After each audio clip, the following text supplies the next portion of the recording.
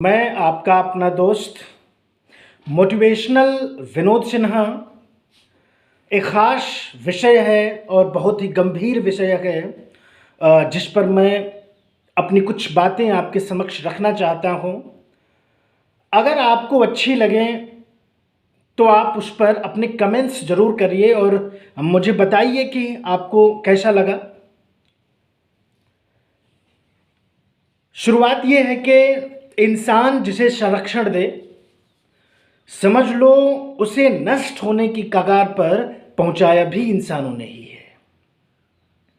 आप देखो, भारत में बाघों की संख्या पहले कितनी हुआ करती थी, फिर इंसानों ने अपनी झूठी शान शौकत के लिए, झूठी बहादुरी के लिए बाघों का वध करना प्रारंभ किया और फिर धीरे धीरे एक वक्त आ गया कि बाघों की संख्या कम होती चली गई और फिर इंसानों ने उनके संरक्षण के लिए अभयारण्य बना दिए, उनको संरक्षण देना प्रारंभ कर दिया।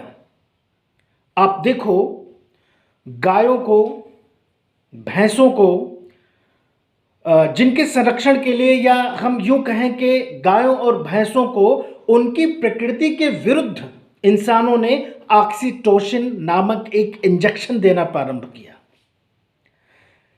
और ये उन जानवरों को दिया जाता है जो दुधारू होते हैं, दूध देते हैं, लेकिन संयोगवश या दुर्भाग्यवश उनके बच्चे का देहांत हो जाता है, इंतकाल हो जाता है, तो दूध को उतारने के लिए इस इंजेक्शन को वो लोग देते हैं।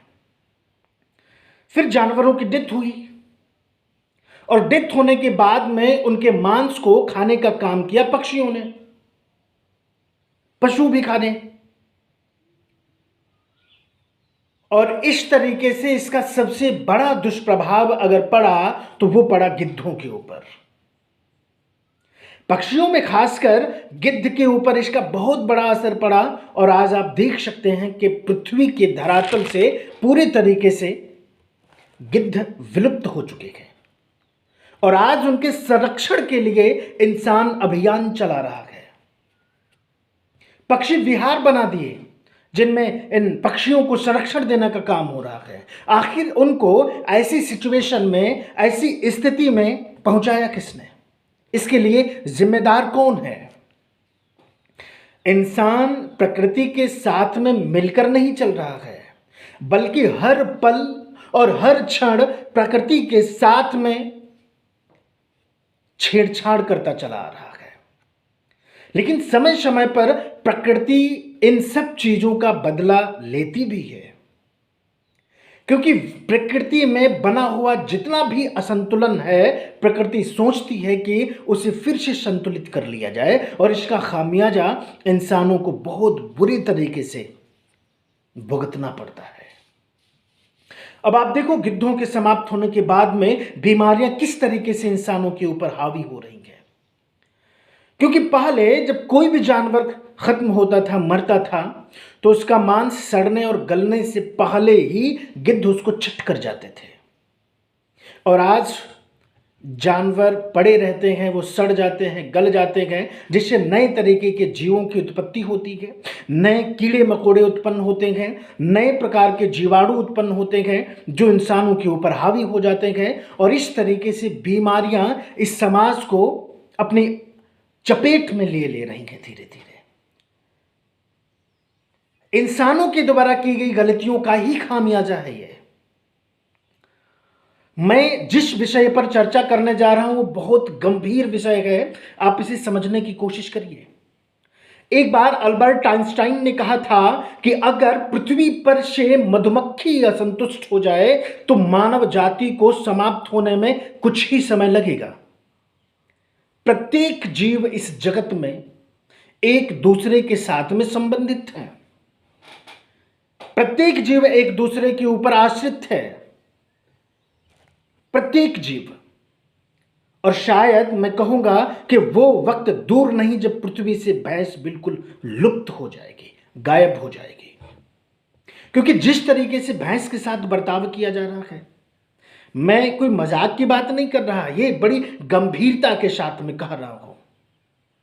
पशुओं में भैंस के बच्चे जिनमें नर और मादा दोनों होते हैं, लखनऊ और हरदोई के क्षेत्रों में नर को पड़वा और जो मादा बच्चा होता है उसको पड़िया बोलते हैं।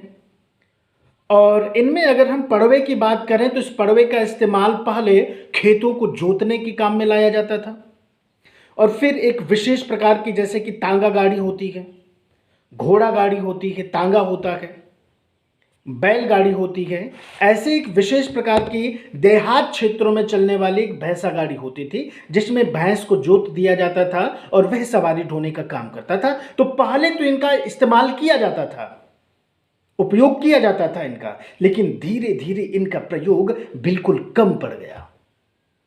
अब हम कह सकते हैं कि ना के बराबर इनका इस्तेमाल हो रहा है समाज में।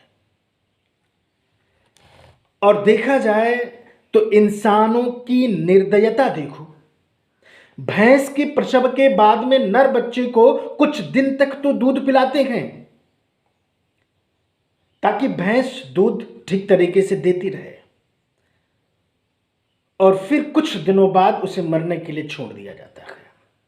और दुर्भाग्यवश अगर ये बड़ा हो भी गया तो इसका अंत कहां है? फिर इसको बेच देते हैं कसाई के हाथों में, और कसाई बाड़े में बड़ी निर्दयता और क्रूरता के साथ में इसका गला रेत दिया जाता है, और इंसान बड़े चाव के साथ इनके मांस के साथ में पार्टियां करते गए।